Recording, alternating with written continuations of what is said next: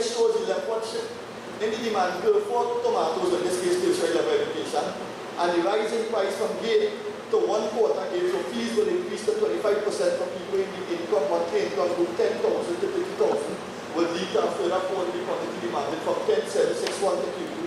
I am estimating Q2 will be about 8,700. So, in terms of just closing off, I have already given my time on it. One suggestion I would like to make is that we consider income contingent loan.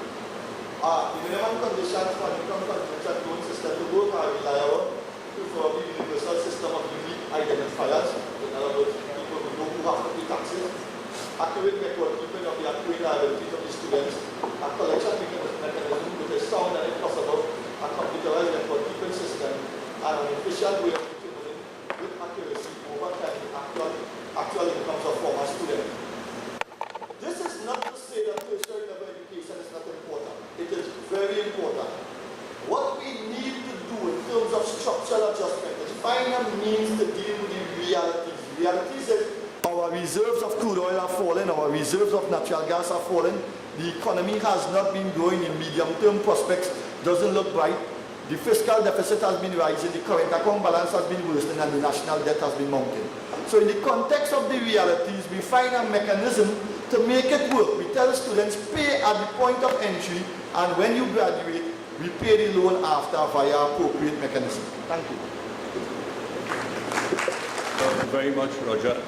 There's a few house announcements. Apparently, the Wi-Fi is not available. There's a password attached to it. So if you have data, like I do, and which you should have, you could use it to otherwise we're going to have to take the questions from the floor. We are taping the sessions, so when you'll be at your best behavior for UVTV, you'll probably see yourself later online. And finally, apparently, there are some drinks outside which you can go and have. Fruta, is it? I think it is. You could go and have. Welcome, Ambassador, the head of the European delegation. He came all the way from Portsmouth. We are very happy to have you here. We hope we are making sense to you, and you think about telling Europe to come and invest a lot in this nice place and so on. So we're going to go straight into the panelists now. So I'm going to ask Mr. Mitchell De Silva, Mitch, come and say his view. Okay, Mitch. And you can sit there. Yes. Okay. To everyone, it's a pleasure to be in San Fernando. And just for full disclosure, my wife is from San Fernando, so I am a southerner-in-law, right? Essentially. So, obviously coming on the heels of Dr. Hussain, I will do my utmost not to be academic, although Professor Watson was a lecturer of mine in university, but I'm sure he does not remember that. So, when we speak about revitalizing growth from the business perspective, the private sector perspective, I think the underlying theme, that the recurring theme really is one of confidence. How do you bring confidence back into the economy where it is absent because of the numerous factors as enunciated by Dr. Hussain? I mean, we are all aware of the negatives, and unfortunately it is very difficult to sift through those negatives to find the positives. Clearly there's a need for policy alignment. That is where we think there's a significant mismatch, and Dr. Hussain touched on that. So the government will enact a particular policy, but that policy seems counter to other initiatives that they're embarking upon in the system. And what does that do? That acts as a disincentive, and it reduces confidence. And if there's no confidence, there is a lack of investment from the private sector. So when we look at Trinidad as an economy, as we all well know, we're obviously overweight energy, and we're overweight resources relative to the size of the population that we have.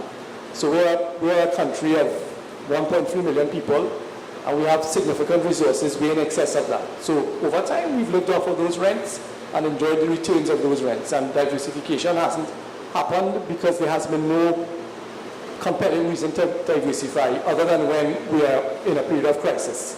So we faced a period of crisis in the 1980s, and there was a modicum of diversification into manufacturing and to other areas, but those frankly never achieved the scale that will require or sufficient to truly move the economy away from its dependency on oil and gas.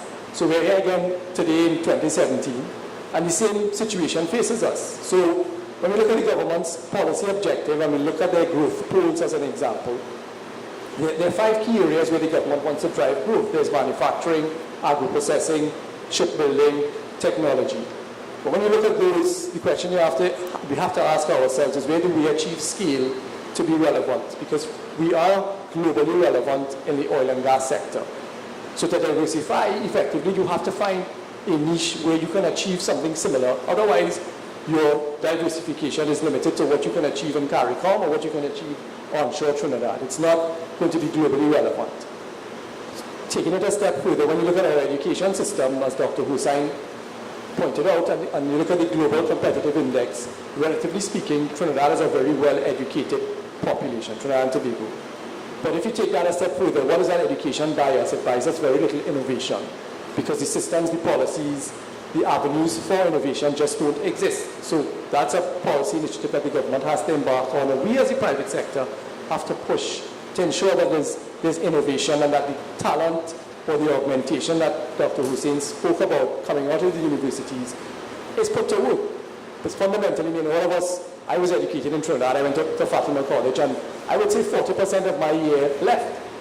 And the 40% that left were really the best and the brightest of the year. And then I think that if you look at presentation, the statistic may be similar. And why is that? Because there's an absence of opportunity. So the policy framework has to be such that it encourages the innovation that we need to keep the resources here. Using the concept of the rubric that you have to have scalability. We're not going to be a manufacturing powerhouse globally, so we need to accept and deal with that. Intellectually, we can follow the Singaporean model. They've built their economy on the basis of a well-educated, articulate workforce. That is something that you can learn. That is something you can replicate. And that is the direction that, from a private sector perspective, we need to go, because that is where you would get scale. That is where you would get the opportunity to move away from the energy sector. The other areas that we've looked at traditionally, it is difficult to achieve. Not impossible, but very difficult to achieve. And the other topics that I'm sure we'll touch on as a panel, the question of the foreign exchange issue and how we deal with that from a structural adjustment perspective to incentivize the growth. Thanks very much, Mitch. And we go out to Andrew Earl, who is going to have his 4 to 5 minutes. Good evening, everybody. In keeping with the whole claiming of South, as Mitch did, I just want to say that my grandparents are from South. So I also have some lineage down here, even further than San Fernando, actually, Urupuch. So we're even further south. I want to touch on 4 things, really. So I am the head of the business desk at Guardian newspaper. One of the things I want to touch on is diversification. The issue of diversification has been debated ad nauseum in Trinidad and Tobago. And I think that what gets lost in the discussion on diversification is, what do we mean when we say diversification? What does a diversified Trinidad and Tobago look like? I don't think anybody has a clear idea or clear sense of what that looks like. Also, I'm not sure if there are the resources right now to actually diversify this economy. In my humble opinion, diversification should be done when times are good, when there's capital flowing through the economy that allows you to experiment in different areas, take risks, and learn the lessons from those experiments and iterate in the future. I'm not sure that the resources are there now for diversification. I know Dr. Hussain likes to use cricket analogies. I think we're at a point where we just need to stay in the crease. Just survive. Just take the ones and singles right now. I'm not sure if we can hit 6s and 4s right now, Dr. Hussain. Gate is interesting. I think part of the challenge with Gate, and what Gate is reflective of in Trinidad, is the subsidy culture that successive governments have done in this country that has really done an injustice to the country. It has built a culture in this country of gimme gimme. And when people are forced with the responsibility to have to pay for something that by right they are not entitled to, but has been granted to them, they find it a problem. And personally, I have a problem with that. Because Gate is not an obligation. It's a favor that has been done.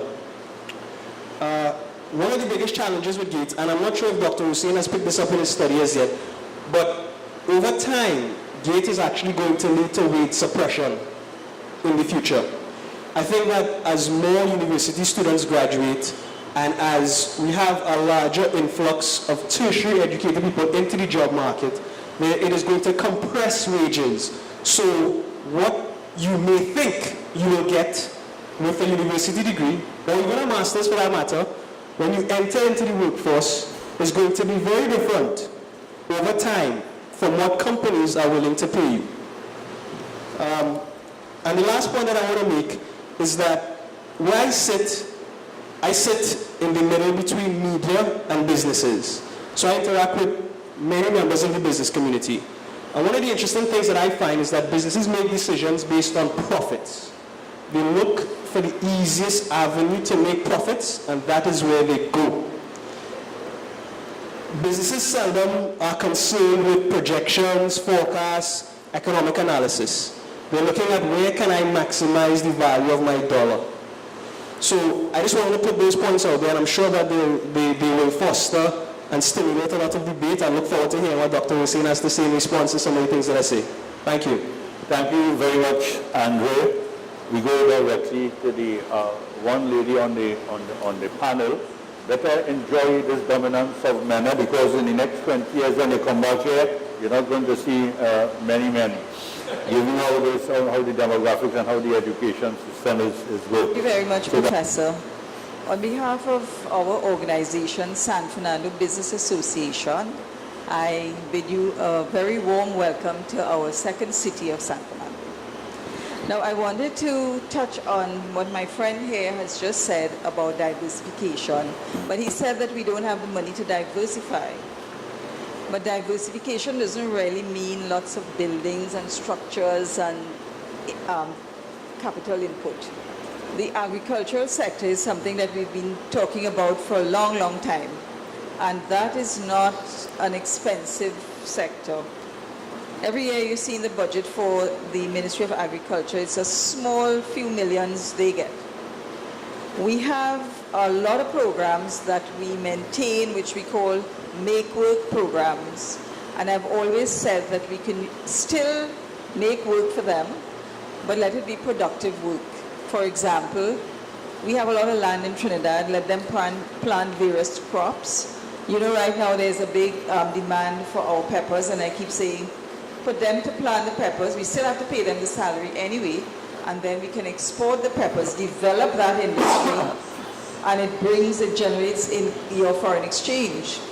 Now, I wanted to do a little research since I was going to be sitting among these learned men, and I decided to see where we rank in the world with our GDP per capita.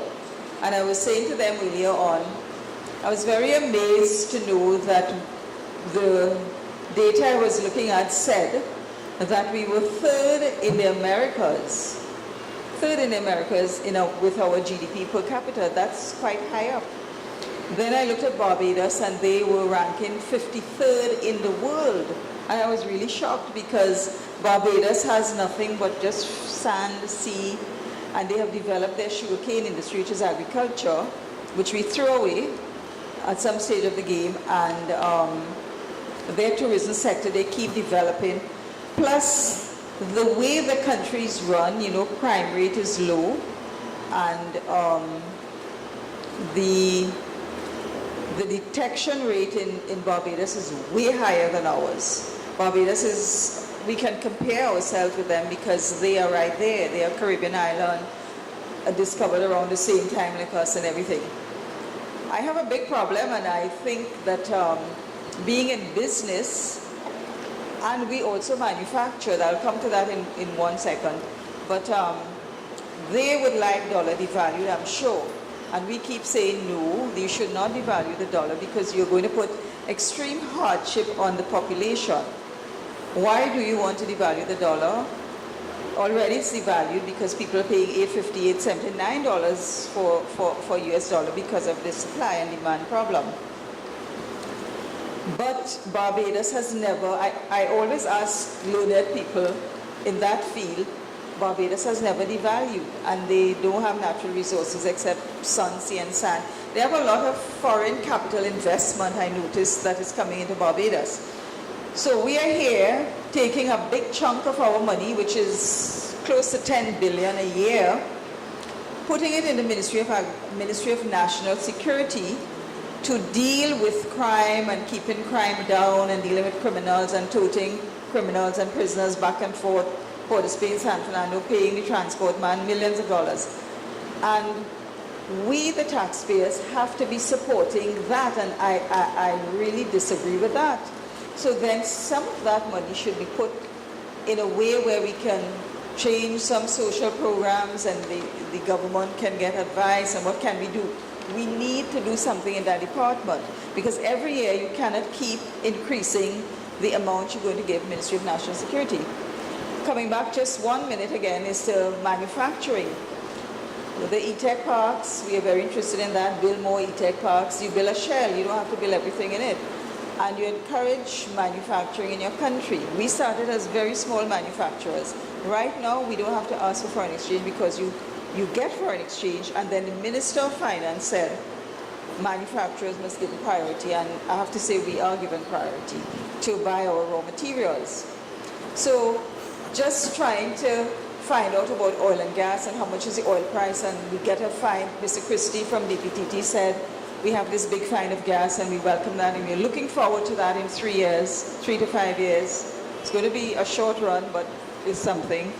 But still in the meantime, diversify, look to see where we can diversify. Tobago is a haven for us to go and enjoy the holiday and pull people like Barbados and do things to encourage people with spending power to come there.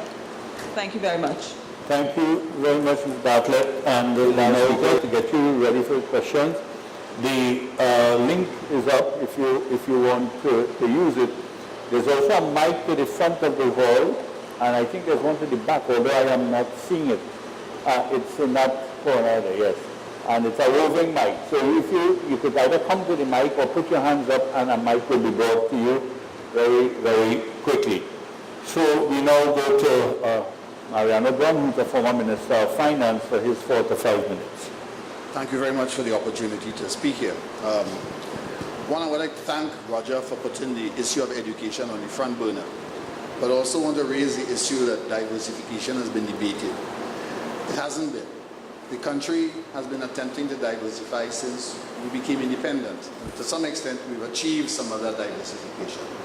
But the issue is that economies change and our position in the world economy changes as well. As we speak, we have some substantial challenges. And the specific challenge, we would have listened, if you looked at BBC this morning, BBC is talking about the policy measures, for example, that go towards moving away from fossil fuels in terms of how we run cars and motor vehicles and generally rolling stock, to moving towards electronics.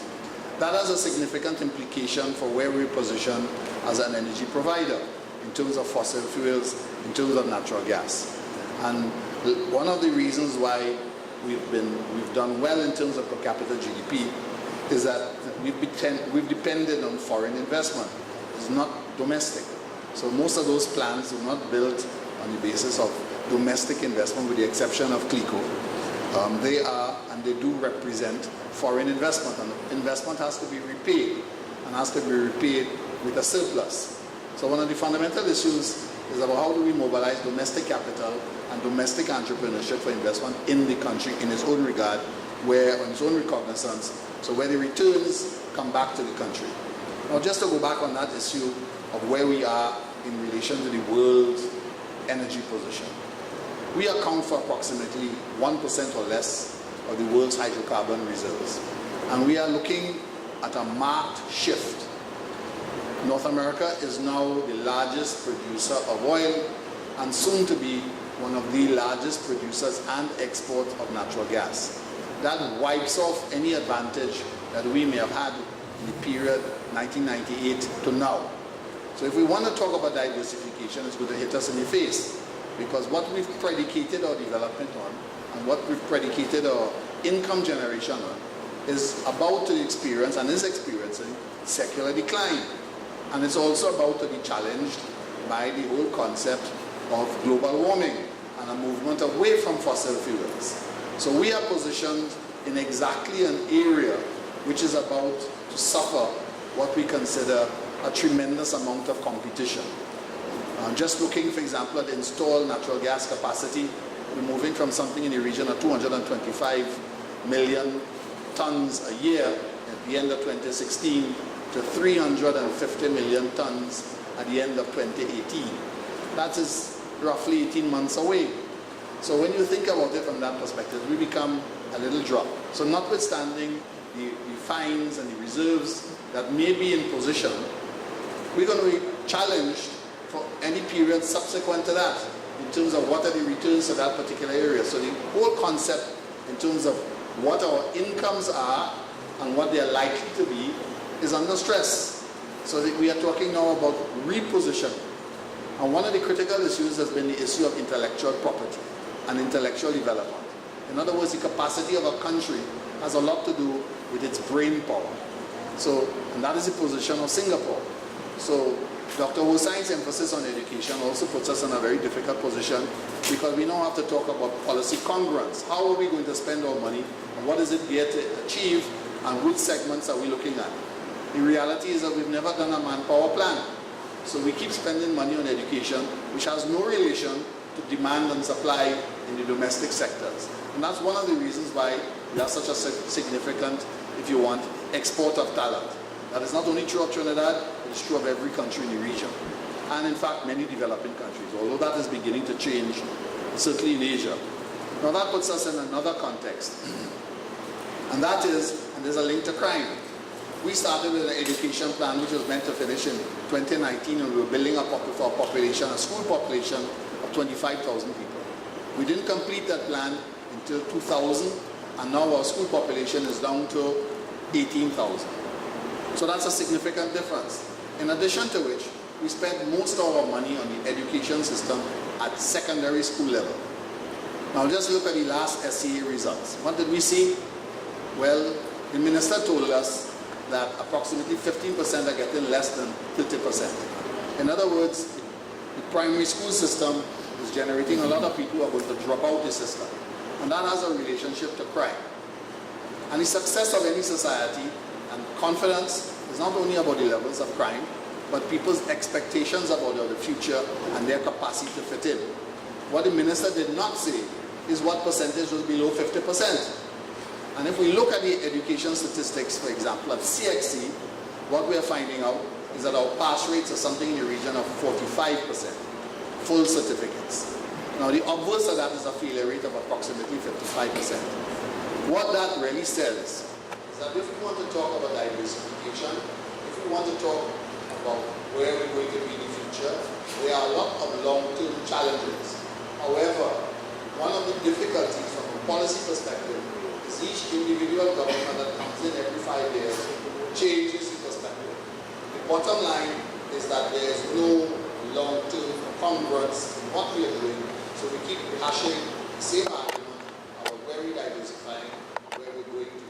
What we really require is something that has a longer-term vision and some consistency of it. Thank you. Okay, thanks very much.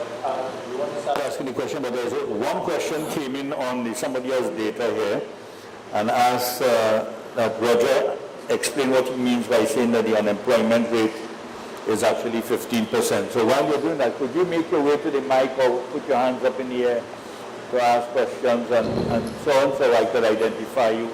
We could have a smooth running of the evening's proceedings. Go ahead. So, in relation to the data question, the unemployment plus the underemployment rate. So if one were to look at official CSO statistics, you would see the last quoted statistic was in the Economic Bulletin March 2017, and that would be about 4.3%, approximately 4%. But one were to calculate underemployment, the underemployment rate, and add it on to the unemployment rate, it would probably come close to 15%. In some sectors, the community social and personal services sector, it is certainly close to 25%, and this is the sector in which CPEP and URP resides.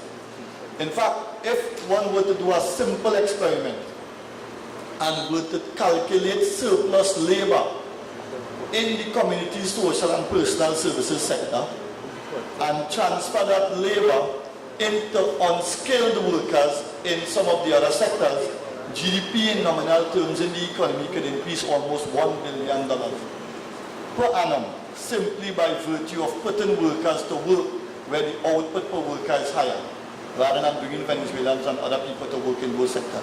So some of the problems that we have are man-made. Some of these situations we find ourselves in is because we have not taken the data on the floor, on board in a reasonable way, and other opinions and other agendas dominate the economy. All right. I'm not seeing anybody with any questions on the floor, so I don't know to what extent the panelists want to respond to each other. If that's how we have to do it. I want to say a few things in relation to what Dr. Hussain said. Now, in the chart, Dr. Hussain talked about a natural fall in the demand for tertiary education moving forward to the future. And what he didn't address, and he did indirectly, although negatively, has been an important demographic change. The mean birth rate for Trinidad and Tobago is falling, and has fallen dramatically. If you want, just look at the NIS, go to the NIS site and look at the actuarial report.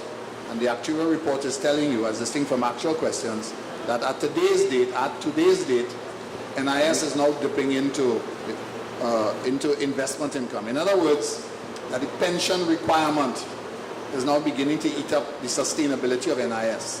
And that translates immediately into a manpower shortfall as we move forward.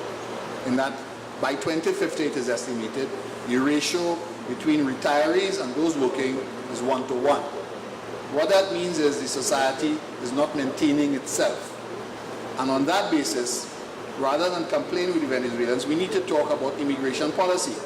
Because you will not be able to maintain your income basis if you have poor economic policies on one side, but on the other side, if you're not able to maintain the number of people you have in your labor force. So I just want to put that on the table. All right. Are you waiting to ask a question? Maybe you are working with the mic. He's going to ask a question? All right, okay. Go ahead. No, you go. Good afternoon. Welcome to San Fernando. Those of you who are adopted San Fernandans, past San Fernandans, and San Fernandans in law. Okay, I would like the panel to address a topic. We have two types of cooperatives. We have the financial cooperatives. We're very familiar with the credit unions. And we have the producer cooperative. A good example is like, for instance, agricultural cooperatives. Although some of the agricultural cooperatives do not behave as cooperative, they behave more as a political organization to get land. But anyhow, assuming that they can operate the way that cooperatives do, which is really a collective effort at solving social and economic problems, could you all share with the audience the potential for these two types of cooperatives, the financial and the producer cooperatives, with respect to the diversification of the economy? Thank you. Anybody wants to? Well, in the context of a country which is short on capital, the cooperatives have performed a useful role. Unfortunately, there are more cooperatives that are financial cooperatives than they are in the productive sector, particularly in agriculture. And that's a pretty shortfall. And if you want a good example in terms of how cooperatives can be used and can work, Holland would be an example, in which you have a number of small farmers that aggregate their output in a way that allows Holland to be a large exporter of agricultural products. Now that really requires a different type of organization, and it certainly requires far more cooperation amongst the various units and an ability to come together. And it also requires, one of the fundamentals we want to talk about in terms of economic development is a work ethic. We need to put that on the table. And one of the earlier commentators talked about the issue of a dependency syndrome. If Trinidad and Tobago has to address some of its economic problems, we need to understand that there will be a need for sacrifice and a clear articulation of some goals. We face a particularly trying time. When I listened to Roger ending just now, did he say anything about anything positive in terms of growth? It was always about, it was the what? Deficit, falling foreign exchange, the current account balance, what a mess, right? Demographic deficit, right? Mountain debt, all negative. And the only way you can get out of that situation is that the country has to make a far harder or make a stronger effort in terms of work ethic. And the bottom line is that we also have to recognize that we have to work harder and maybe for the same amount of money, if not less, given where we are right now. That is a very specific issue. So any concept in terms of agriculture in which there's a significant deficit, agriculture is one of our strong points. The world faces some difficulties with agriculture. Almost everywhere, agriculture is in retreat, except for the addition of scientific methods towards agriculture. We are in retreat in both aspects. The amount of people involved in agriculture, the amount of land involved in agriculture, and generally speaking, what we are producing from the agricultural sector. So the cooperatives are a possible methodology, but it really requires some direction in terms of how we move forward in that regard. Thank you. Anybody else wants to respond to that? I just want to follow on from Marianne. One of the biggest challenges in Trinidad, and Mariano kind of preempted me, is the cultural challenge. We keep talking about Singapore as a model to which we should aspire, but we seem to miss the point that the Singaporeans had a culture that supported their growth as an economy and as a society. So if we are to aspire to be the Singapore of the Caribbean, for want of a better word, then we really need to change the way culturally we do things. In the public sector, for sure. We can't have a licensing office that opens at 8 and closes at 12. What are we doing? So culturally, that's where it starts for Trinidad to make any progress going forward. All right, anybody else wants to go, because I'm seeing a young Good man. evening to the pleasant, the esteemed guest of the panel. I am a student at Astra Boys College, San Fernando. You have to speak a little bit louder. And as Mr. Brown was saying before, because the government puts immense importance on the education sector rather than opportunities for the education sector, that is the root cause and the root problem, then, in other words, of that leads to the lack of diversification. So I would like to ask, would putting more importance on opportunities rather than the education sector, but opportunities for educated people, would that work as a way of diversification? All right, thanks. I would like to say something to the young people and to parents who have children Thanks very much. who are at the age now where they have to choose a career path. I recall in my own instance, I just wanted to move on to university because I loved chemistry. But because I had good guidance, I did not go there, and I chose another path. But presently, we have GATE, and we can get into various courses, and we just go to a course. Most times I interview young people from the CXC program. They would say, I'm going to go on to do psychology. They're going to start a psychology. So I would ask them, well, what would you do with that after 3 years? They don't know. Presently, in my retail outlet, which is a drugstore, I employ a medical doctor at a little bit higher than minimum wage. Well, not little, but not so big. And she's happy because, the problem with employing these doctors, they qualified, registered with the medical board, but no work. So she's happy to come to work every day work diligently for that salary. I have another relative who took a year off from civil engineering, I think. And he's prepared to work for a little higher than minimum wage. So I asked him, are you really sure you want to be in engineering? You want to go and be employed, or you want to employ people? Choose a path that would not require you to depend on the government to give you a job. All right, thanks. Before you say something, let me just usurp the privilege of the chair. I just want to step, a few questions come up on diversification, and I want to address them. I want people to think when they're talking diversification in a country like ours can mean nothing else but into a product or a service that can earn foreign exchange. I want people to bear that in mind when they're speaking. Now, just looking at some of the questions here. I understand everything about Singapore. You know, we celebrated 100 years of Arthur Lewis's birthday already, and some of the biggest praisers of Arthur Lewis are the people in Singapore. They followed his work a lot in word and deed, and not only as so there is the culture as well, but there was the refusal in this part of the world to follow through the prescription of Arthur Lewis. I just want you to bear that in mind. The unfortunate thing is Arthur Lewis never said anything about it. That was the problem. Yes, young man. Good night, ladies and gentlemen. I think the problem lies with the misconception. I'm not hearing you. Are you hearing him? The misconception I have been hearing about Singapore.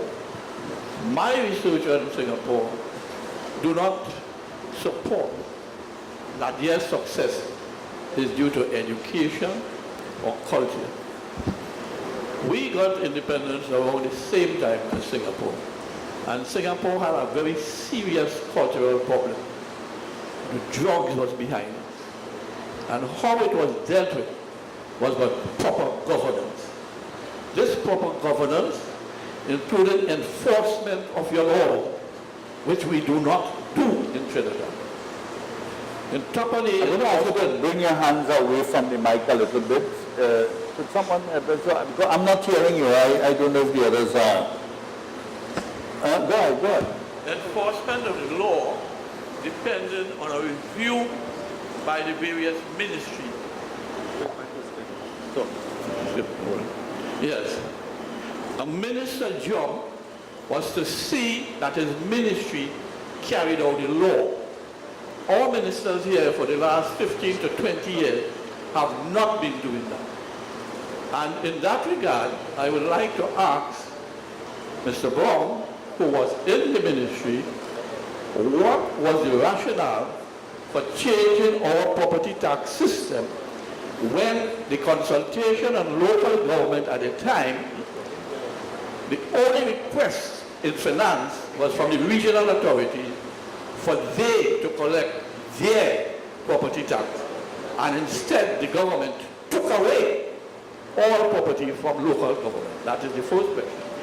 The second one is the rental formula for agricultural land under, I think, 12 acres was changed with no logic was put to the public. Was there any research done on that, and will that be available? And the third one, people mention the highway here, but if you read the Armstrong report, it would indicate quite clearly that the reason for the problems there was failure to use the statutory powers available to the government under the Land Acquisition Act. And that resulted in a cost of acquiring the land over 600% higher than if it was used. And the unfortunate thing about it, the same methodology of not using the legal tools that were given to the government is being repeated now on the Toko to Valencia Highway. Thank you very much. Thanks very much. Could somebody put the mic back in the discussion? You could respond to it as well. So you want to go, Mitch? Yeah, I think, you know, Mariano spoke, for example, about Holland, and we also spoke about agriculture as a means to diversification. And I think Professor Watson hit the nail on the head. It's about earning foreign exchange. So when it comes to earning foreign exchange, whatever you do as a diversification thrust has to be relevant beyond Trinidad and Tobago. So we have to have scale. So in Holland, for example, there is landmass.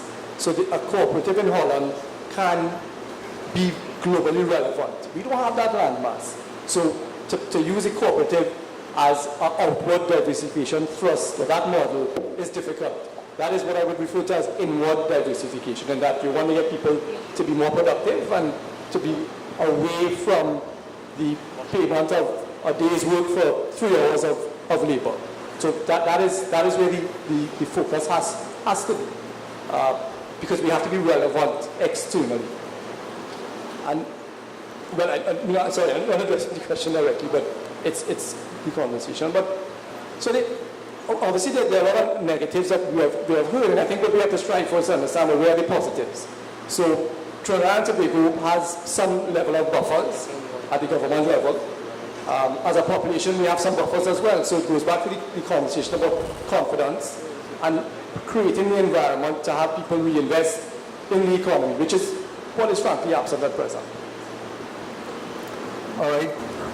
One of the things I didn't mention in the list of closing comments was fallen real output per worker as well, just to be complete for Mariano. So make output per worker in Trinidad and Tobago has been fallen, although wage demands in some sectors, certainly the petroleum sector, has been rising, and therefore profitability of this sector would certainly have been falling. In relation to the gentleman who spoke about South Korea moved along in the development process along with Singapore, along with South Korea, Hong Kong and Taiwan. When Chong Pak-kee took over the running of South Korea in 1979, one of the things he did is he called a meeting, not that we should do that here, he called a meeting with all the trade union leaders and he executed it. Not that we should do that here, but we have a situation in which the relationship between labor and the employers are they are not pulling in the same direction. And in an economy with the wave of problems that we have, we need to find some better way to manage the relationship between employers and employees. And education and culture, young man, did play a very important role in the development of Singapore, but the main emphasis with the formation of the Kaibals, which is the very large firms. They took small firms and made a big firm called Kaibals, built upon the Japanese Zaibatsu model, where they also pushed big firms there, was export diversification. The Singapore pushed to generate export revenues, so that the export revenues in turn could help to stimulate employment within the economy. Just coming back to the diversification point that Andre raised earlier, certainly the time to change your roof is when you have dry weather. So you change your roof when you have dry weather. It's kind of foolish to change your roof when tropical storm breath coming or is the rainy season. We generated about $90 billion in economic rents between 1999 and 2016, and in my view, we basically could account for about 12 to 15 billion US. A lot of it was spent on transfers and subsidies. But even though that window of opportunity has gone, we still have to move forward and still motivate the diversification process, even though it is now the rainy season. We have no choice but to diversify this economy, and as Professor Watson mentioned, we need to diversify this economy in a way that the diversified sectors generate scarce foreign exchange. We are not talking about building a large mall like some of the malls you see going up in Trinidad that are, although we are in a recession, you see it filled at night. We are not talking about that type of diversification. In fact, they just guzzle more foreign exchange. We are talking about diversification that generates foreign exchange. And in the period 1999 to 2016, while the state watched as Rome burnt, we allowed that services sector to become very, very large and to become huge users of foreign exchange. And today, this is why, in part, we find ourselves in this foreign exchange dilemma.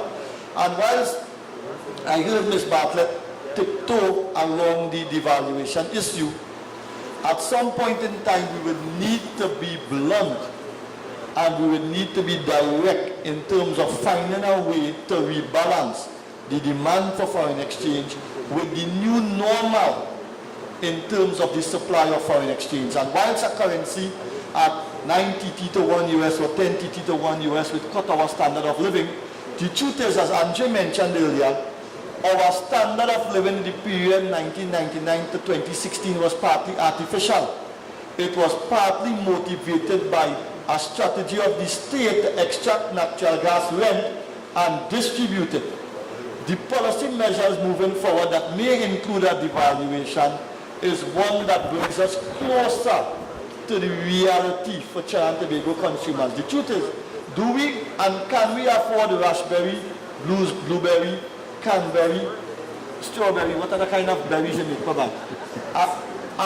Can we afford those, or can we only afford 2 of those berry categories? Do we have an average propensity to import that is out of sync with the reality of our real per capita GDP? That is what it really comes down to in my mind. In fact, a question that came from the floor via the link was one speaker suggested, I think it was Andre, to ride out the economic difficulties and not promote diversification. And I think you responded to that. And I do say, and I want to respond to that as well, yes, we missed the boat. We ought to have diversified at the time Mariano was talking, we ought to have done it. In fact, he said we started in 1962. I think I used to hear it in my mother's womb in 1952 and so on, that we should diversify the economy. But having missed the boat, having missed the best opportunity, the second best time is now. That's how I was looking at it. We have to try to do this thing, and probably, I'll tell you something, Andre. If something happens tomorrow, the US goes to war with Korea, and the price goes up to $200, talk about diversification done. And that's a most unfortunate situation, which is when we should be talking about it. All right, let me ask the young man to make his thing, and then Good afternoon to each and everyone. Chamber of Commerce. Consistent with your team here, revitalizing growth with structural adjustment. I've listened to all the academic arguments that come from the presenters, and I, to a certain extent, agree with most of the sentiments that have been expressed.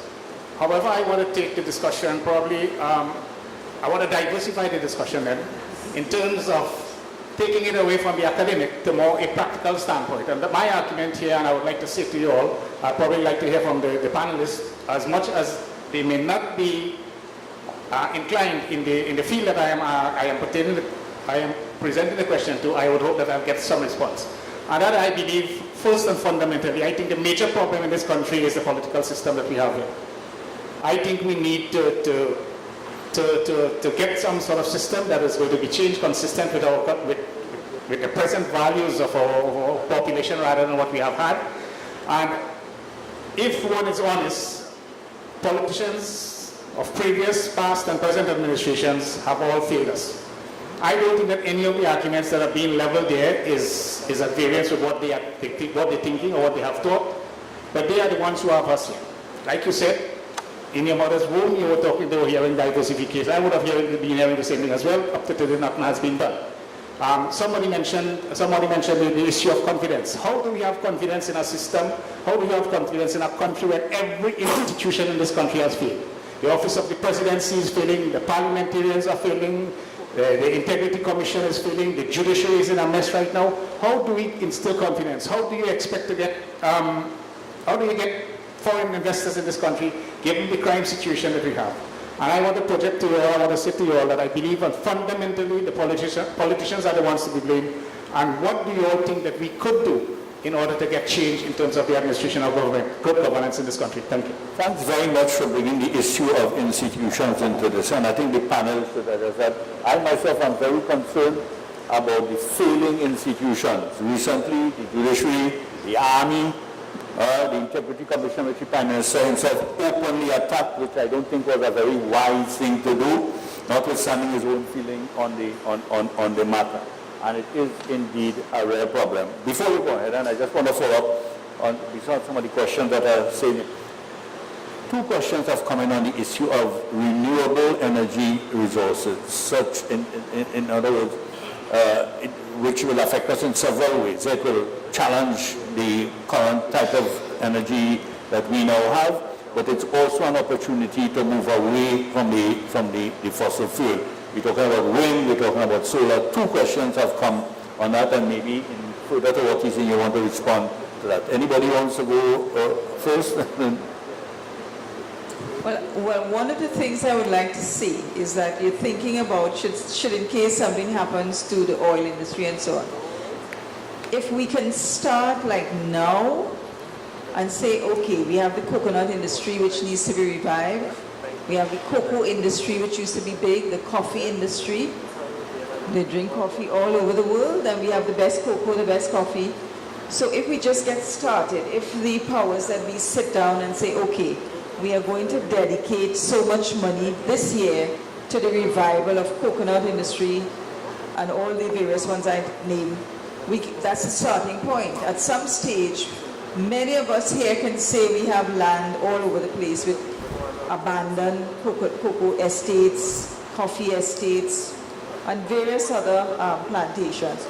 We had a big coconut industry at one time. We had CGA, which used to make soaps out of our coconut, and now they import the coconut oil from Dominica.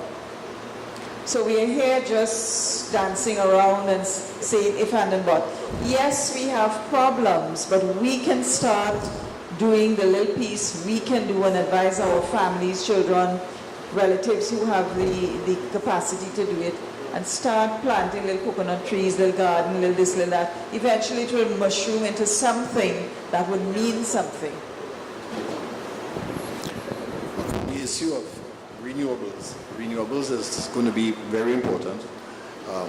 And from us, from the point of view, if we want to maximize foreign exchange, by definition, if the equation is reasonable and that we could maximize the use of renewables, it means that it frees up the amount of gas that we have that we could export for cash. So that's one possibility. So we have to look at the question of the economics of getting it done.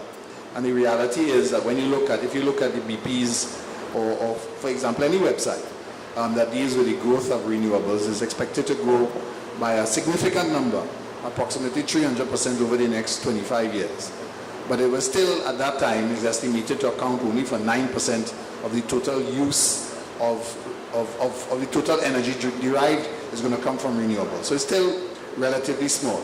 In the context of Trinidad and Tobago, we talk a lot, but the policy measures are effectively not in position. So we have a goal.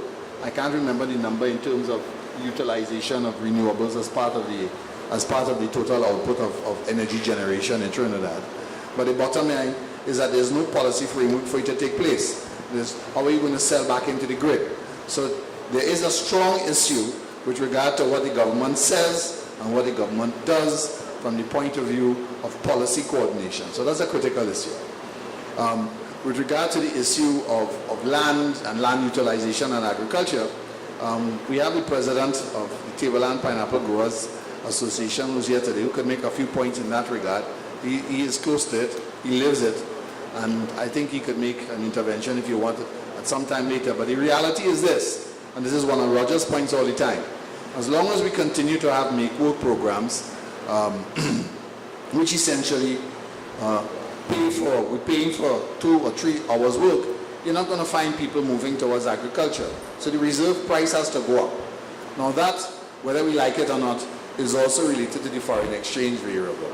Because the bottom line is, as long as it's cheaper to import than it is to produce locally, guess what? People are going to import.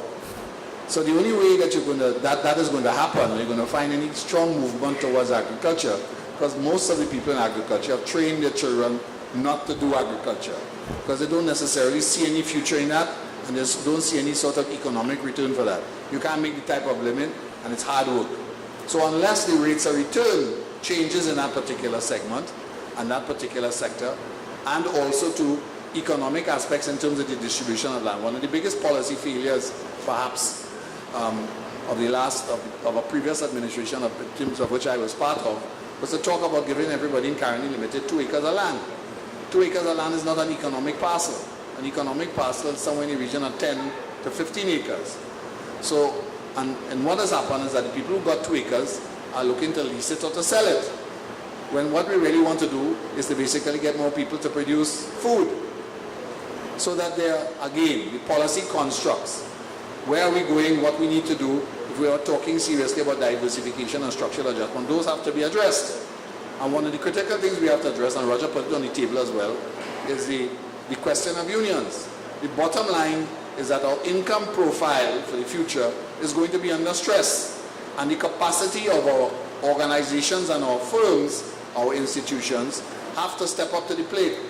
So for example, we've heard the Prime Minister gave several cogent reasons with regard to Petrotrin, and Petrotrin needs to improve its performance. And in the same breath, he announced a 5% increase. Can't work. Everybody knows that the level of employment is approximately, what? 5 times what is required in that particular company. So that really requires adjustment. It requires some degree of pain. But those are the issues that the country has to face, and those are the types of conversations that we need to address. You can't shy away from the foreign exchange variable. Anybody else wants to add anything while we... I think the question on the failed institutions, it's endemic in Trinidad, and obviously there has to be a will to make a change. So one of the things that we advocate for example, it is counterintuitive for state enterprises to have to change their boards every 5 years with a change in administration, because then there's no continuity of policy. Sorry. Yeah, it's counterintuitive, for example, for state boards to have to change every 5 years with a change of administration, because any corporate entity cannot perform in that environment, because with a new board, a new directive comes up and a new vision. So one of the fundamental changes from an institutional perspective we should make is to divorce the key state enterprises, Petrotrin and the NGC being 2 examples, and there would be others, from that cycle, and let those entities become the productive entities that they can become, and limit the interference. Because without that basic change, which is an achievable change, but it really redounds to the will of the politician to release what is a crown jewel. Because that is, unfortunately, we've seen in the past how governments articulate or execute their policies. Because the machinery of this government is bureaucratic, it's lazy, it's inefficient.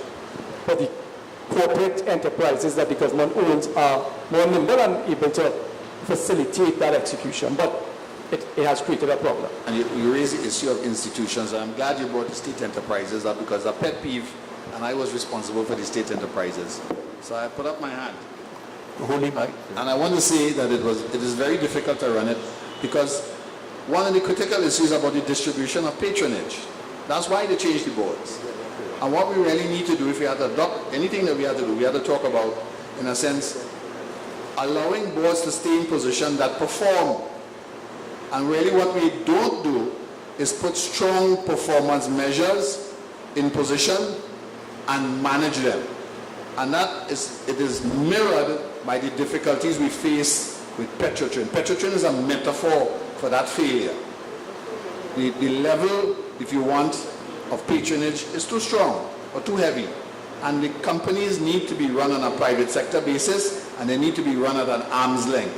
And that means measurement, management, and in that context, it requires for all of our institutions, we need to talk about the same things. And we need to build them. So the Integrity Commission, the failure of the Integrity Commission has less to do with the people who are there than the amount of resources that it has. So the people are spending all their time, they pay people to check the forms. So what you will find is a telephone call, you didn't fill out this form when you sold the car, how much you bought the car for, how much money you made it for. $5,000, I have to go and fill the form out and change the form for $5,000. That cannot be sensible. That's a total waste of time when we're talking about major, if you want, or material changes and material variances. That's not an adequate use of time. And the Integrity Commission has approximately, I can't remember how many people it has to review. But it has no budget for taking on special projects. It has no budget for doing investigations, because invariably the Integrity Commission is not sufficiently robust and doesn't have the type of investigators that can really follow certain matters. You have to bring people in from outside for that, but it has no budget. So we want it to perform. We're not prepared to pay, and we're not prepared to give it the type of resources necessary for it to move forward. So we have to be clear. If we want certain things in position, then we have to call our politicians to account, and we have to follow it through and accept that resources are going to be spent in those areas to make it happen. But we must measure and performance manage them. You want to say something, Roger? In terms of institutions. An important fiscal institution in this economy is the Heritage and Stabilization Fund, in which up to 60% of any resources in any year in which the actual revenue supersedes the expected revenues by more than 10% goes into the Heritage and Stabilization Fund. You know, Professor Watson said something simple but profound just now. The time to diversify if you lost the last period is now. Obviously, we need to diversify from now moving forward. And I think we need to revisit the Heritage and Stabilization Fund and perhaps raise the amount of the surplus that goes into the Heritage and Stabilization Fund to a higher number. And use some proportion of the returns on the Heritage and Stabilization Fund to help budgetary expenditures. Supposing, for example, the Heritage and Stabilization Fund, instead of having 5 billion US, had about 15 billion US. And you could have gotten 1.5 billion per year in investment income from that 15 billion US, then you would have been able to contribute 11 to 12 billion towards the annual budget. And this is where I think we should be going, especially given the rapid pace at which we are absolutely declining in terms of reserves and the relative pace at which we are declining. Guyana announced last Monday down here. To me, every month Guyana is making an announcement about 150 million barrels. Monday they announced 500 million barrels. Guyana is now up to 2.7 billion barrels of oil in terms of proven reserves. And that is having drilled 4 wells out of a total of 12 wells. And this new Paparak field and the Lisbon field seems that I saw Kevin Ramnayan recently compare to the North Sea. So that we are not only losing value absolutely, we are losing value relatively. A lot of the resources are now going to flow into Guyana. And as a consequence, the remaining resources we have, I think we should move a little faster to build up a stock from which we can extract an income for a long-term sustainable period to help the development process. The time has come in Trinidad and Tobago where we need to align our fiscal expenditures closer to non-energy sector revenues, in my view. Mr. Wood, I to hold for 1 second because there's two things that have come up. And before I ask you, I'm going to just answer. I want you to think about it because it has come up on the rate of exchange.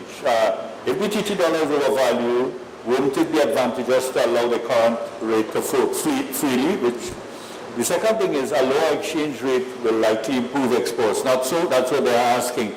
So I want you to think about that while I ask the young man to make his contribution. Go ahead. To talk about Singapore and South Korea and culture. And I want to link it to something that Mr. Brown said about policy continuity. These countries have a completely different political system to ours. We've been talking about constitutional reform for probably 25 years. My issue with looking at countries like those is that you've basically got one-party systems, even though they're supposedly democratic, where fundamental rights and freedoms of the individual are certainly not respected. So what kind of trade-off are we looking at? I do not think Singapore, in spite of all of its success, is necessarily the kind of model that we should be following. That's the first thing. The second thing, neither is South Korea in terms of beheading of people, and that's not the path. After 1990, we don't need more blood. We already lost 24.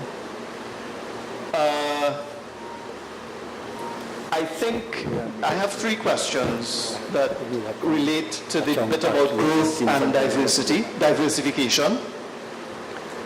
And the reality is that the state basically is a leader in terms of investment in this economy. We are quibbling about a major highway going to Point Fortin, probably the largest highway to be built in quarter century. Okay, so there's a fair amount of investment going on there. But at the end of the day, if we want that kind of investment, then we need to look at revenue. And I know we're talking about foreign exchange, etc. But borrowing from any of the banks, whichever they may be overseas, to top up foreign exchange is not the way to go. I want to raise 3 issues in relation to revenue generation and the whole bit about policy continuity. If we have a plan, then there needs to be, even with a change in government, and I'm not talking here about boards and members, but there needs to be, we need to rise above shutting down a Little Beach High School or shutting down a Brian Lara Cricket Academy because of a change in government. We need to grow up. In terms of the revenue side, we've been shunning the property tax for a long time. We've lost $500 million annually since 2010. And now the focus is on residential properties rather than industrial and commercial, while industrial and commercial properties would be able to pay, 1, and 2, the revenue earned would be significantly higher. That's the second bit on the revenue. In terms of these same foreign entities as well, we have a whole set of IBCs, including energy sector companies, setting up IBCs, whether it's in St. Lucia, Guernsey, or wherever, opting to pay a 1% tax and maybe a 15% withholding tax if it's relevant. That's only relevant on this end. So how are we dealing with the tax loopholes that permit these entities to escape what they really ought to be paying on earnings locally? And it's not only the foreign entities that are doing it, it's becoming local entities that are doing it in terms of the IBCs. Those are where are the revenue generation, and tourism, for example, that's diversifying. Where are the revenue generation suggestions that would lead to government revenues being restored, because they've cut spending by about close to $10 billion because revenues have declined. That's my focus. How do we deal with revenue generation mechanisms in terms of that would benefit the diversification? All right, thanks very much. I'm going to get quite a few questions waiting from the floor. Shall we take this person and then have the answer be that response? Go quickly, yeah? Come. Huh? Good evening, everybody. I have decided for quite a long time now to go in exile while at home, which is to say not to get involved in... You have to speak in the mic. It's not the greatest mics we have here. Not to get involved in too much in public affairs and just to come out and listen without saying anything. But this evening I thought I should break exile and say something, largely because I thought Dr. Hussein made a very good point when he pointed to the question of stabilization, the stabilization fund. And I think the stabilization fund is important because what the country needs more than ever before is long-term commitment to policy, to an economic policy. Mr. Chairman, we have been in this stage before. We had a huge recession in 1983, a collapse of the national economy, and everybody knows what had happened. The governments of the day, which involved the PNM and the NAR, and then the PNM, they embarked on a policy first of adjustment, downward adjustment. They said national income has fallen. At that time, I think it fell by 50%, and therefore income, local income, the money that people have to spend and so on, ought to adjust to suit. They couldn't make it in one step, but over the 15 years, from 1983 to 1995, they adjusted until we reached at a level of which our expenditure corresponded with the income we earn nationally. We also retooled industry. You all call it diversification. No, I have a problem with the term diversification, but I know what you all mean when you say that. You need to get the economy going.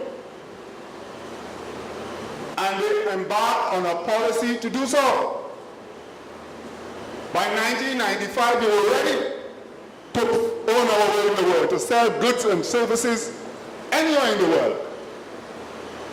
The factory retooled under incentives the government gave it and so on. And we were ready to do as most countries who, most quote-unquote developed countries do, which is earn their way in the world, other than merely being a resource-based economy that simply find oil and sugar as raw material and export it. And the money they get, they disperse it to the population. Now, but then we found gas. And we monetized it in point water and so on it. And there was a spurge of foreign exchange that came into the country. And we began to live as we lived before. Simply consume foreign exchange. And we put at risk all those people who had made huge investment in retooling the industry. I want to ask you to get to your point there, because Mr. Chairman, listen, I have a problem with these formats of meeting. I'm going to stop because I think we need people to talk, and we don't know who to talk. And we have to have a mechanism that find the people who can talk. This is the only way the country will be safe, you know. And so we're saying that we retool the industry. People retool industry at huge cost. But when the oil bonanza came and we found all this money and so on, and we started to spend, we put all those investment at risk. 40 fast, there was so much money being made in oil and gas that it floated all boats. That all the investment they made in the industry wasn't a big thing to lose. And they all simply closed down their factory, they converted them into warehouses, and we all began to import again. No diversification of the economy. That's what took place. So we need a policy that stopped us from this game. Every time there's a huge earning of foreign exchange, whether it is gas, oil, or sugar, or tourism, we forget anything about diversifying the economy. We need a long-term commitment. And the things that does that, is a stabilization fund. And maybe I want to spend, before I close, talk 1 minute about it and how it was started. The Bastille Pandey government came into office in 1995. When they came into office, the price of a barrel of oil was $9. In 1973, at the height of the boom of 1983, right, it reached $35.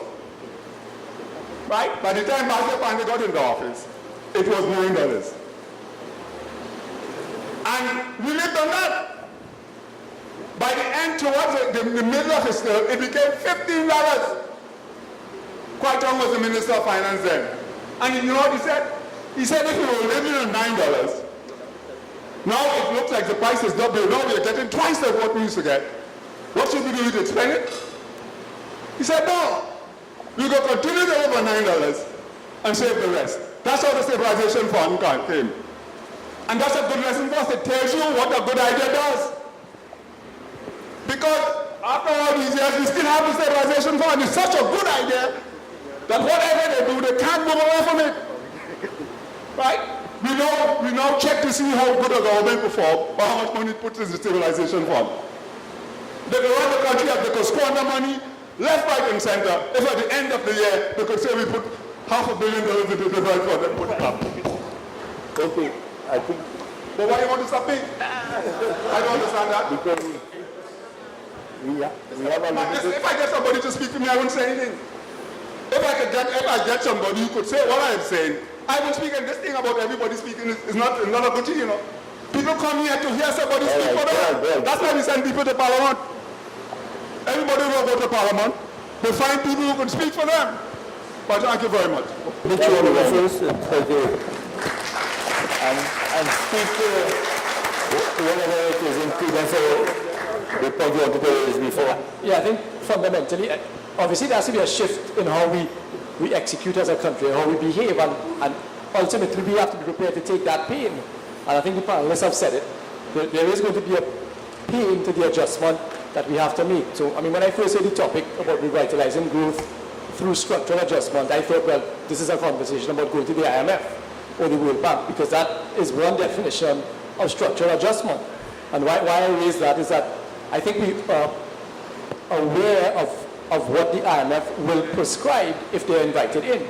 So that awareness should really persuade us to adopt those policies before they are prescribed as the bitter medicine. So, for example, we've advocated for fiscal rules, which, as the gentleman was just articulating effectively, is you have to have laws and legislative policies that say you're only able to spend X if your earnings are Y, and you keep within that. And the only way to breach a fiscal rule or law is by some exogenous event, so some shock, a natural disaster. But away from that, you are legislated to keep within a certain parameter. And what does that speak to? That speaks to discipline, and that's what we have to bring into the society, a level of discipline that we have not had in the past. So as the gentleman just said, when we had the oil boom and the money flowed, we forgot how we were able to live at $9 a barrel of oil. I mean, admittedly, $9 back then was worth a lot more than $9 today. But the point is valid, it's fundamental. Understand your context and how you live within that context, and how you force yourself to live within that context, because without that legislative support, we will just continue to cycle through from boom to bust. Thanks very much. Yeah, so I just wanted to make one more point on the topic of diversification, because it seems to be driving a lot of the discussion today. When we talk about diversification, I'm getting the sense that this is something that the government should do. I had a very interesting conversation with Dr. Farrell, who's the chairman of the Economic Development Advisory Board. And his notion of diversification is that they should be private sector led, that there's a huge role for the private sector in the diversification thrust of TNT. And we keep looking at it as revenues that accrue to the government to then be spent in the economy in whichever area, whichever sector. When we know that the government has a terrible track record of picking winners, picking companies. The other thing, and this goes to Dr. Hussain, what competitive analysis has been done that would suggest that there is any industry that Trinidad could be remotely competitive in as a diversification industry? Has any analysis been done? So we talk about the maritime industry, we talk about ICT. Where are we in terms of the rest of the world competitively in those industries? Do we have the talent? Do we have the expertise? Do we have the capital? Can we scale? Can we export? So no one is waiting on TNT to diversify. The world continues, countries continue doing as they are doing, and we have to catch up. That's just the reality of it. Anybody else want to? Roger? Well, a couple of things that were said, and I just want to add to that. And the critical issue at the end of the day is will. Will I do it? And that has to do with work ethic. The speaker pointed out that we were able to survive on $9. And that had to do with managing our system and managing our state of affairs. And there is a role for the Heritage and Stabilization Fund, in a sense, to isolate, if you want, revenue increases, which may not be long term. Because we've been this way before. We've been this way in 1986. We were that way in 2009, 2008, when the financial crisis came, and we're back this way. The bottom line is that we learned nothing. When we did in 2009, we calculated that our maintainable income was $42 billion, and that we needed to manage our expenses within that particular level. Change of government, prices improved somewhat, and our revenue went up, and we expanded our expenditure as well, from 42 to 61. Most of it inherited, most of it taking place in subsidies and transfers. In other words, in the area in which Dr. Hossain was saying that we didn't have enough to show for it. Here we are again. The first budget speech by a new administration is the maintainable number. The revenue number is 41, 2015, 38, 2016. And they could put a question mark with regard to 2018. It's going to be less than 38. That's the reality. So it means that we're back to a situation, if that is your income, then what has to happen is that you have to shrink your expenses. And the bottom line is that the Heritage and Stabilization Fund is not sufficient to compensate for the fall. Now that's the reality. And the time to start dealing with where we are is now and today. So there are lots of lessons. One of them is that the majority of investment coming into Trinidad is in fact in the energy sector. It's not government. It's private sector led. But the ratio of investment per job is very high because it's capital intensive. Whereas on the other hand, a lot of government investment is in the form of, if you want, infrastructure development. And unfortunately, it does not have the type of cash to do that. So that we are in for a situation where you have to manage what you're doing a lot more efficiently. So we are talking about work ethic, we're talking about institutional strengthening, and we're talking about leadership. Because to deal with those issues and to deal with those variables, that conversation needs to be had. And unfortunately, we have not had it. Okay, you want to go ahead? In response to the comment by the gentleman about Chong Paki and beheaded, I by no means advocated for people to be beheaded in Trinidad. I just said that, I said it as a statement to show that the labor union and the state must be pulling in the same direction. If they are not pulling in the same direction and labor productivity is moving downwards and wages are moving upwards, then we would have a fall in profitability and a lowering of competitiveness. If one looks at the global competitiveness index for Trinidad and Tobago, you will see that we have been sliding across the years, and there are a variety of factors involved for that, one of which is the disassociation of the relationship between the employers and the unions. In terms of raising revenue, we know about the property tax, and the state has put out a number of measures to help stimulate economic activity. They don't seem to be gaining much traction, but I think just as much emphasis has to be put in cutting expenditures. So we went to 52.2 billion in 2015-2016, but then in 2016-2017 we pitched at 54.4 billion, and I would have thought we would have tried to move from 52.2 down to about 48 and remove some of the surplus that still existed in terms of our expenditure outlay. So certainly raising revenue is one option, and we definitely have to do that, but we need to find ways to cut expenditures commensurate with our non-energy sector revenues. In fact, you know, if this was a private sector firm, it would be so obvious the benefits of running the economy on non-energy sector revenues, but using the income, the profit income generated from interest on the stabilization fund, as they do in Norway and in Botswana, to help run the economy. The problem is, after producing 3.4 billion barrels of oil equivalent, since 2007, the economy has not moved in terms of GDP. So we are basically back to 2007 level of economic activity, 3.4 billion barrels of oil and gas equivalent less forever. That is an alarming thing. There are young people in the audience here. Nobody is responsible or accountable to you all for spending out your barrel of oil equivalent. And that is a tragedy of the institution. Somebody should make a jail for that. Somebody, well, the media is here, so let me rephrase that. Somebody should be held, I'm rephrasing that for the media. Somebody should be held accountable for the fact that since 2007, 3.4 billion barrels of oil and gas equivalent have left the shore of this country, yet still our GDP has not basically moved. And the last point is the competitiveness analysis that Andrea raised, and that is an excellent point. The only way, somebody said earlier that we were having an academic conversation, and that is partly true. Some of us, I find it difficult not to couch things in a scientific way. The only way that I think that a sector should be chosen to be promoted is based on hardcore scientific facts. So for example, in economics we have something called revealed comparative advantage, in which we actually calculate which are the sectors of the economy with the best prospects for economic growth.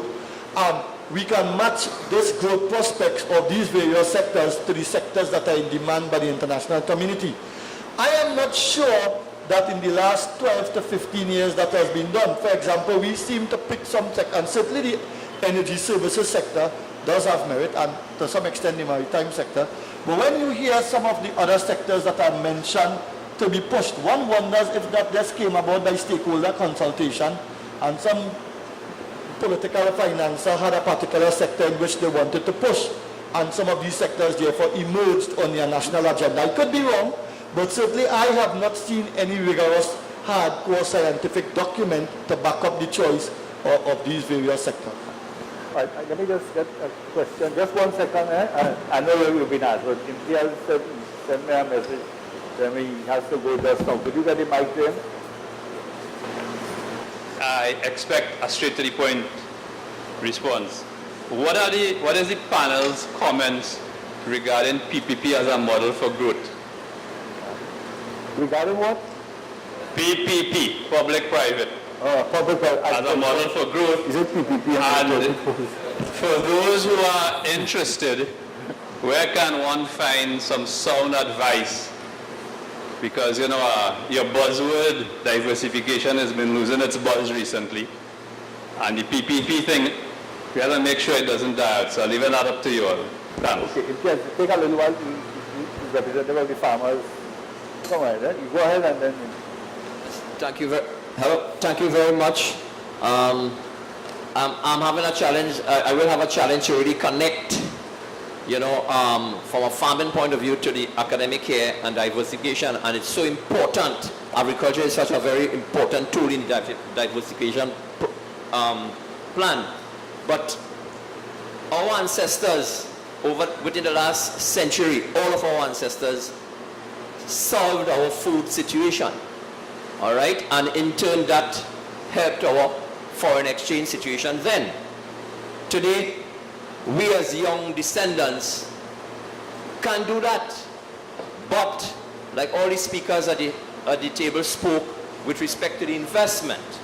So, within the last, from $1.8 billion in 2015 to $1.3 billion in 2016, and in 17, a mere 770 million.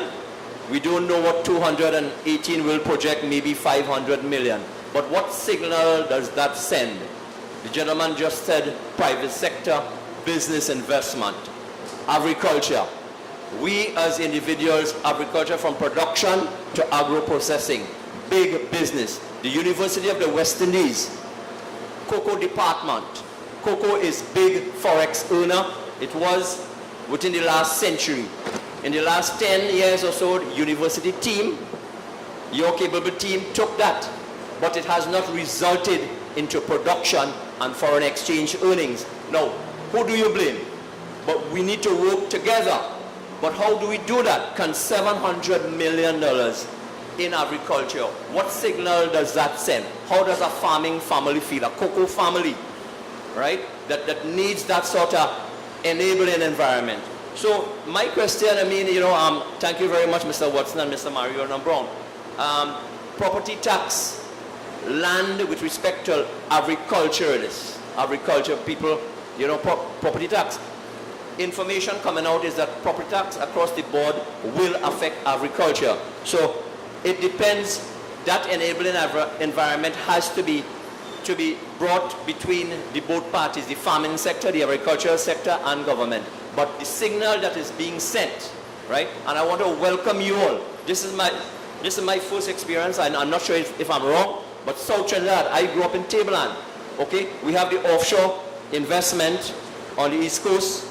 We have on land in Saunders Trace, and then Atlantic LNG in South. It is a very good signal that you all are sending here with respect to maybe a possibility of using the South food basket beyond the offshore investment, fossil fuel, and coming into agriculture. So this discussion, I have a lot of questions, but we'll leave that for maybe some other time. But my point is that we can invite you all maybe to come back to maybe Southeast Trinidad with a forum like this, UTT and yourself, and let us bring some of the farming groups, because there's a plan for an agro-processing facility and some other agricultural investment in South Trinidad. But it is not that communication Ms. Bartlett mentioned about the money investment. Our farmers can produce. We can produce all the food for Trinidad and Tobago, but we need the enabling environment. But the diversification, I just want to end by saying that we in Tableland, the Tableland Pineapple Farmers Association, with our bare hands in the last 25 years or so, we took over 4,000 to 5,000 acres of former cocoa estates and created a new pineapple industry. We can do two things with that. We can increase the pineapple production for Trinidad and Tobago to earn foreign exchange by not importing. We have sugars, non-sugars in schools come September.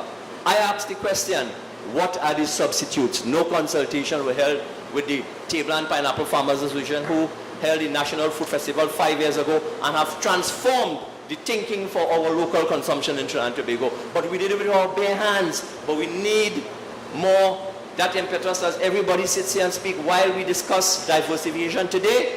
What are we going to eat in the next half an hour? What is Trinidad and Tobago going to consume within the next 12 months that could reduce that import bill of over $6 billion? Thank you very much. Thank you very much, sir. I'd like to respond to the pineapple farmer. Now, you have a very good opportunity here where you in your organization can get together and produce from your apple a natural pineapple drink and sell it to the government for the school feeding program. They can't do that. You have to do that yourself. You can ask for a loan, probably. There are various organizations there that you can get a loan from and sell your product, because we can't depend on the government to tell us everything that we want to do. But you have a very good product, pineapple, and you just have to move forward a step up. You can sell your concentrate to the same SM Jalil and other people, because we import a lot of concentrate for our soft drinks and fruit drinks and so on. And I still want to come back again, audience, to the value of our dollar, and I'll just give 2 sentences. Most of us here can remember, Jamaica used to be a big manufacturer years ago, and their dollar value was, I think it was about 2 to 1, somewhere around there. And they devalued, and you know where they are today. And similarly, our neighbor next door, when we all used to go to Caracas every long weekend and the Bolivar was 2 to 1, was it? Very much we used to get our money. And now you know where it is. So I'm a little bit nervous when people start to talk about value of our TT dollars. I would like us to just pay more attention. Yes, all right. Let's start. Again, it's a given, right? How do we use agriculture as a tool for substitution to reduce the import bill? And we depend a lot on the government to enable us. But what we have to figure out is how we get the private sector to enable these industries, because the government really, in an ideal situation, should act as a regulator, provide the framework that allows for business to thrive, and then business then acts. But if we depend on the government to both regulate and then act, we will never break the cycle that we find ourselves in today. So the enabling environment really, from an agricultural perspective, possibly is more infrastructure to allow for that industry to flourish. But then once that infrastructure is laid and a path is clear, then the government should, by right, pull back and let the private sector take over and create the thrust to either A, satisfy local demand, and or B, export. You want to say anything specific about the... I just wanted to add one more thing to the pineapple in Kariri called the Innovation Center, where you can go and they will guide you along as to the preservative and how to make your pineapple juice and so on. And that's for free. And that is in Freeport. And I have been there and I've addressed the graduating classes like every year for the last 5 years. And I'm always amazed at what they can do. So I would strongly suggest that you all have a meeting and start producing pineapple juice for us. Okay, so what about the meeting in Tiazwe about Triple P. The Triple P is an obvious direction that we have to go in. Because again, it allows the state to somewhat remove itself as being an actor. So the Triple P model really leverages the private sector expertise to either A, manage facilities, or B, create infrastructure that they can charge for. So a good example is a toll road. You know, the government has a massive highways program where they plan to connect points of Trinidad where travel time will be no more than 45 minutes between certain points, depending on where you go. Is the government best placed for that expenditure today?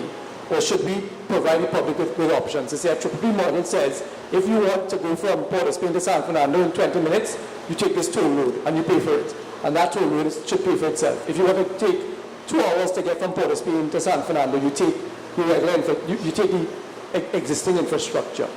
So when this becomes a change in mindset, are we willing to pay for the convenience that would bring, or are we just willing to let the government continue along its path?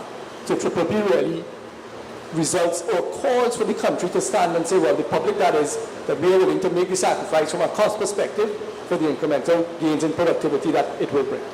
Daphne, you wanted to add something to that, or you wanted to continue Did you want to make a comment on this matter? I mean, you are the business woman. No, I just wanted to say that manufacturing, again, is an important part of the diversification process.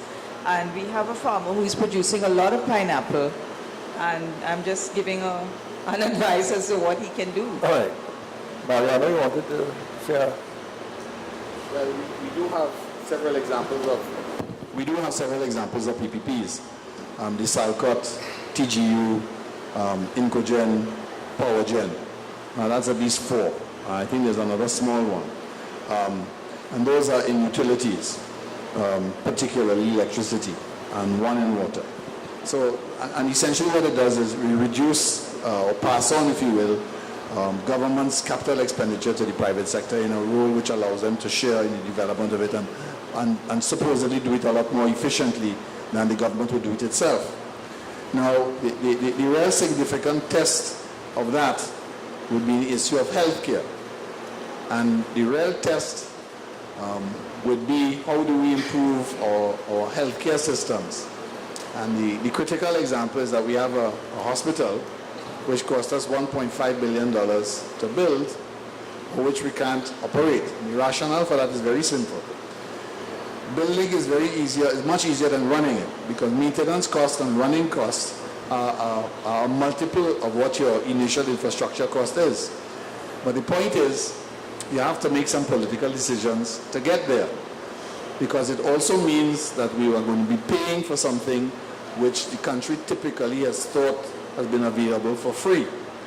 Now, free is inverted commas, because when you really press, you know that the healthcare facilities, the equipment isn't working as well as it should. That's a nice way of putting it. And that we don't have all of the medical services that we need to have. So it is a way forward.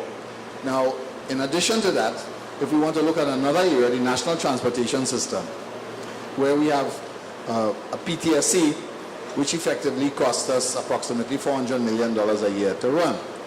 But if you ask yourself, what's the net contribution, or how much of the commuting public does it carry? And the answer is somewhere between 5 and 10%. And so in other words, we have a PPP in position, but we haven't recognized it on that basis. And that is a public transportation system that depends on maxi taxis. Now, how do we reorient that from a policy perspective to get a better bang for a buck and to use it in other areas in which, at the moment, the state is failing? So, for example, if we had a more reliable public transportation system with a scheduled operation, we'd have less traffic on the road, and we probably would have a little bit more time to spend. But that means dedicated dedicated lanes, and in some areas where cars are not supposed to go, and certain aspects with regard to how many people in the car that is going to be on the road at any one particular point in time. So the PPP model is an important model moving forward, especially as the state is going to be challenged for resources.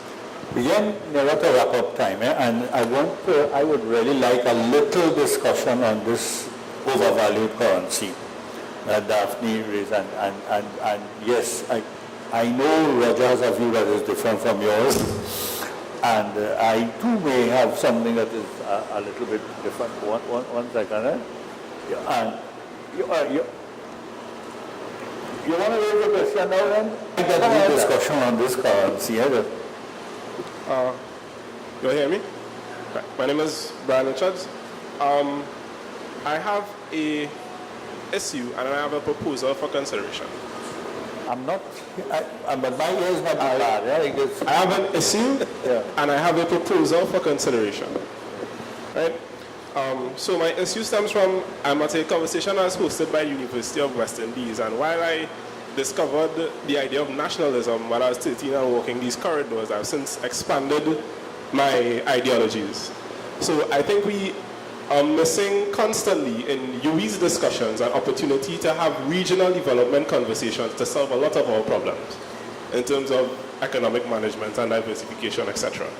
In that, I don't think we can feed an entire country, and then I have a house, you have a house, everybody has a business, everybody drives their own private vehicle. If we are to look at the countries that are successful in their development, they are collective and organized states. 2 or 3 states grow the food.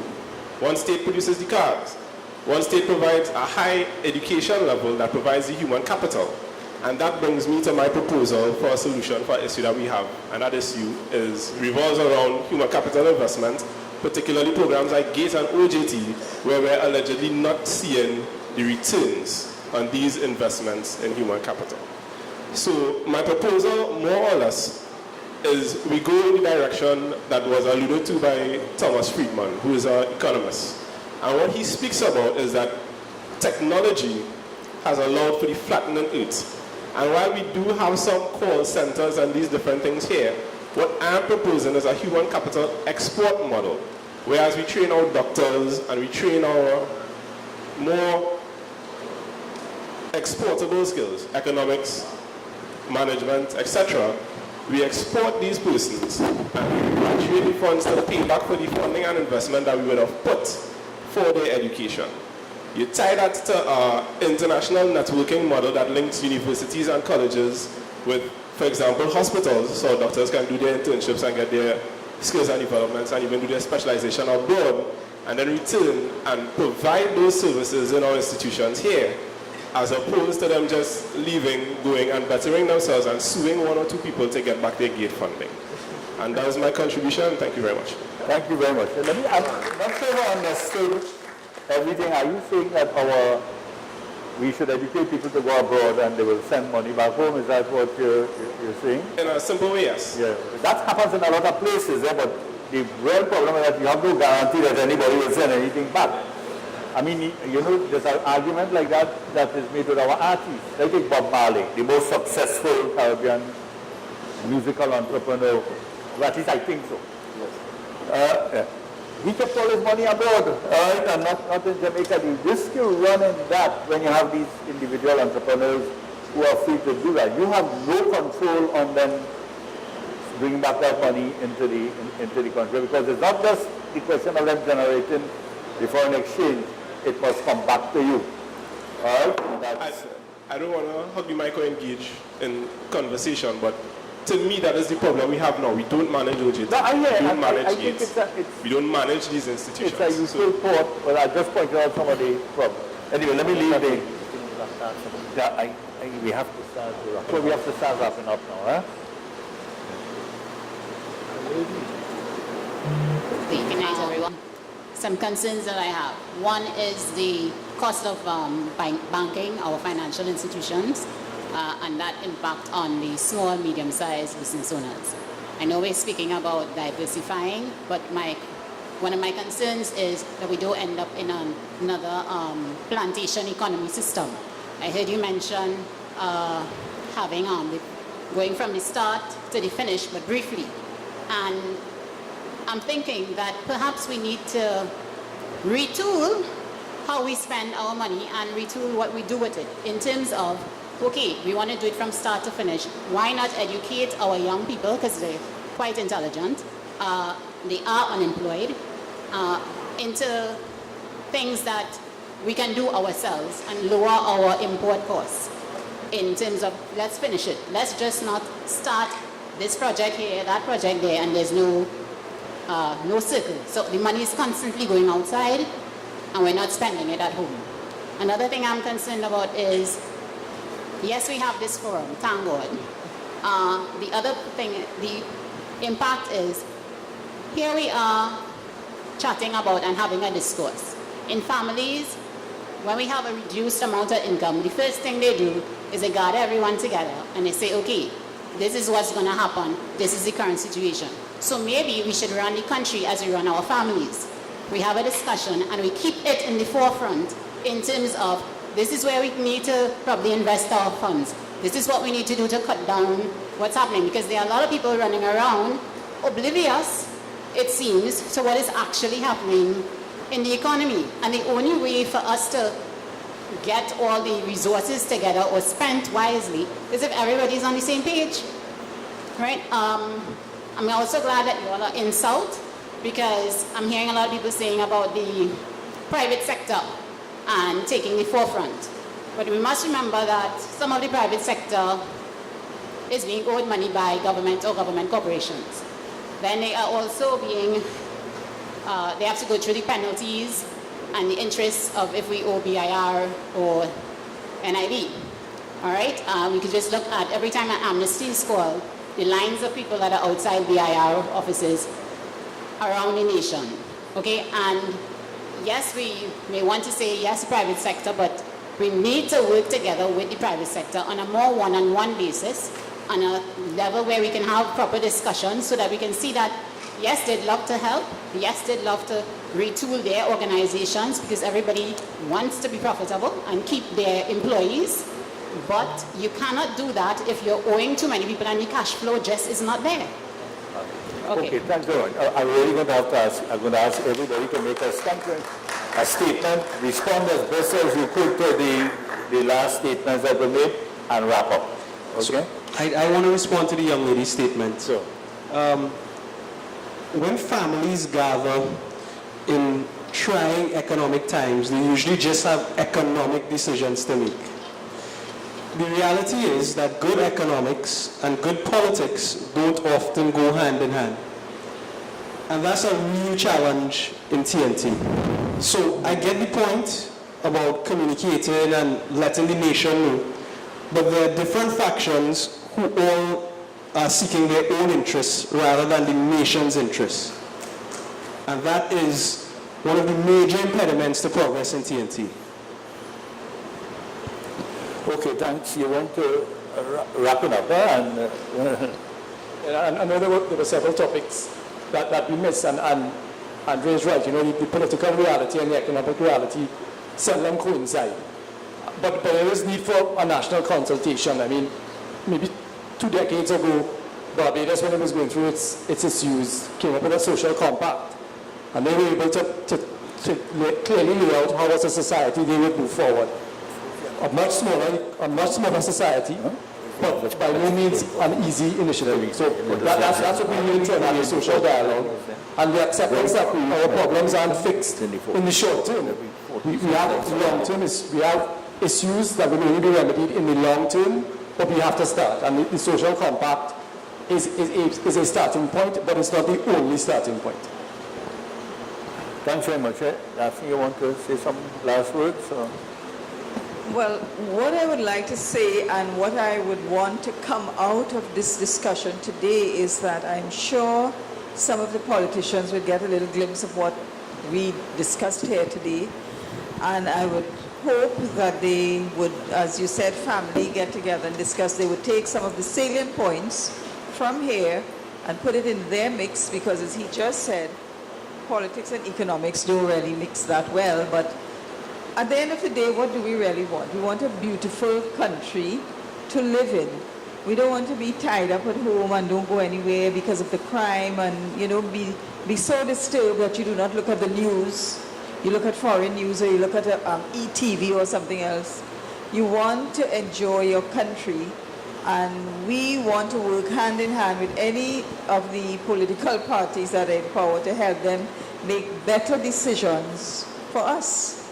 At the end of the day, they're spending our money. Go ahead, Maria. These are difficult times, and difficult times require difficult decisions. And it also requires a very strong and robust communication process, which I think has been missing, so that we look to the future with some degree of trepidation. But it requires our institutions to perform better, and essentially the government to work a little harder, so that it's not only that we are required to work harder, everyone has to. And that requires two fundamental things, maybe three. It requires leadership, it requires management, and it requires a work ethic. And we've fallen down in all three. And those are the three most critical areas for us to move forward. Okay, Roger. If we were to close this session here tonight and ask each person in the audience to cut their import expenditures, your expenditure on imported items, by 50%, would you all be able to do that? No. So somebody said 10%. Basically, when the minister imposed a 7% online tax, he tried to get you all to conform to a level of import expenditure that he felt was more realistic. You all simply continued your pattern of consumption, importing goods. It hasn't really changed much. You all use credit card. Consumption is very high in this country. The point is, in 1991, the share of imports as a proportion of total income was about 21% for Trinidad. Today it is about 47%. So as income increased, we went on a pathway of purchasing significant amount of goods and services from abroad. That is very difficult to reverse. In economics, we say consumption has a built-in inertia. It is difficult to reverse. So how do we now get you all, or get us, to cut down on our import expenses? Whilst I hear Ms. Bartlett's point about devaluing, and I know Professor Watson's concern about devaluing, remember that we devalued the currency in 1985 and again on December 15, 1988, and then in 1993 we floated the dollar and the currency depreciated as a consequence of the flotation. But it didn't go out of sync. We managed it wisely enough. What I am saying is that your propensity to import and your propensity to export, it is out of sync with the reality of our income.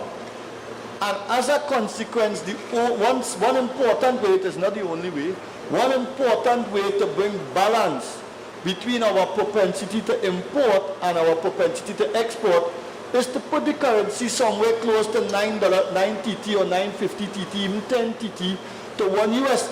But in times of recalibration, it would always require people make adjustment, and adjustment is always painful. In the first instance, you all should not have asked for GATE, you all should not have asked for CPEP, you all should not have asked for subsidies on gas, you all should not have asked for CELAC, you all should not have asked for MUST, HYPE, YAPA, but you all took them, and you all took them easily and greedily. And now what we are saying to you all is, in the adjustment process, those of you all who benefited from the distribution of the natural gas rents, we will now need you all to work with us as we try to bring the average propensity to import down to a level that is reflective of our real per capita GDP. All right, thanks very much, Roger. I must say, I don't, if only because, whereas I do agree on the thing about cutting back imports, I view buying something online as the same as buying it in courts. Instead of courts buying it and I buying it from courts, I buy it directly and probably cut out the middleman.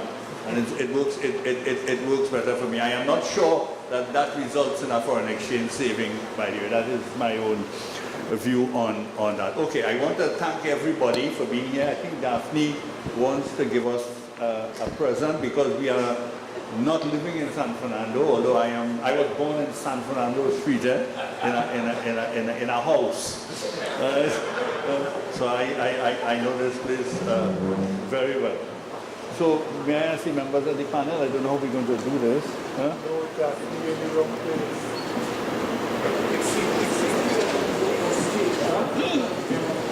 Yes, could you come on?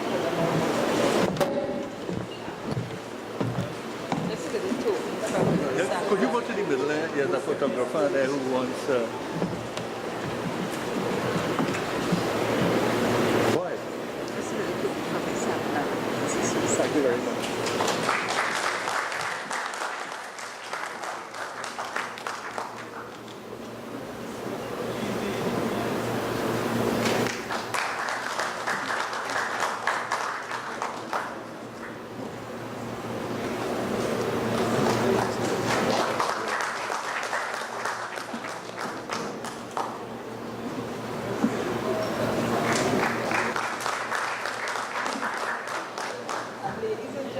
Professor Watson. Or Professor Watson. Professor Watson, thank you. My pleasure.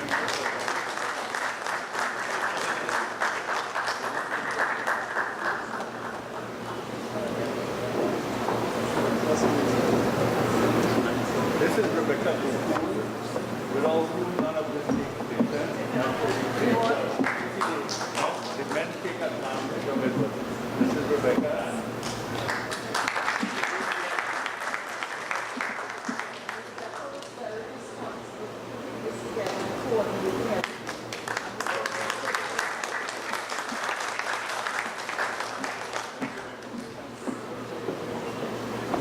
Okay, well, there are some, I understand there are still some fruit outside, so you should take it away and use it. So thanks very much for coming. I hope you enjoyed it. And we will be doing this again, not necessarily at presentation, but in the South. And we might take up the invitation of Farmers Association to come down tomorrow. Thank you very much and do return home safe.